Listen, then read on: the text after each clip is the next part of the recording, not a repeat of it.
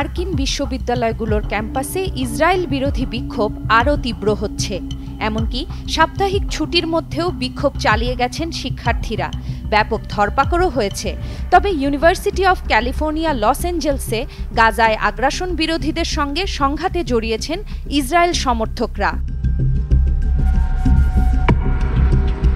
রোববার ইসরায়েল বিরোধী ও সমর্থকরা প্রথমে পাল্টাপাল্টি স্লোগান দিচ্ছিলেন। বাকবিতণ্ডা পরবর্তীতে হাতাহাতিতে গড়ায়।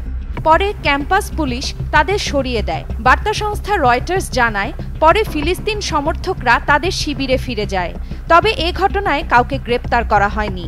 ইউসিএলএ ক্যাম্পাসে ঘটে যাওয়া এই সহিংসতায় কিছু বহিরাগতের সংশ্লিষ্টতা ছিল বলে জানা যায়। বিশ্ববিদ্যালয়ের দেওয়া বিবৃতিতে এর আগে বলা হয়েছিল, দুটি ইহুদি সমর্থিত দলকে তারা ক্যাম্পাসে ঢোকার অনুমোদন দিয়েছে। গেল 2 সপ্তাহে যুক্তরাষ্ট্র জুড়ে বিশ্ববিদ্যালয় ক্যাম্পাসগুলোতে বিক্ষোভ ছড়িয়ে পড়েছে। এরই মধ্যে শত শত শিক্ষার্থীকে গ্রেপ্তার করেছে পুলিশ। হোয়াইট হাউসের জাতীয় নিরাপত্তা মুখপাত্র জন কির্বি এবিসি নিউজকে রোববার জানান, গাজায় যুদ্ধ নিয়ে অনেক মার্কিনীর তীব্র অনুভূতির বিষয়টি বুঝতে পারছেন প্রেসিডেন্ট জো বাইডেন।